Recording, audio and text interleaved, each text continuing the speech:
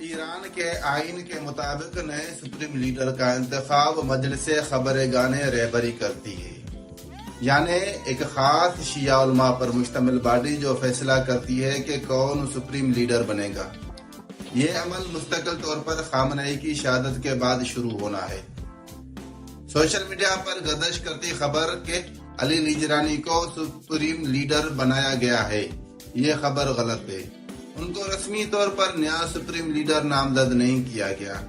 اور ان کے پاس وہ دینی اسناد بھی نہیں ہے جو اس عہدے کے لیے ضروری سمجھی جاتی ہیں،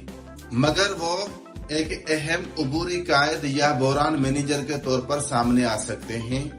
خاص طور پر اس وقت جب نظام کو ایک بڑا دھچکا لگا ہے۔ اس کا مطلب یہ ہے کہ وہ عارضی طور پر طاقتور کردار ادا کریں گے، لیکن مستقل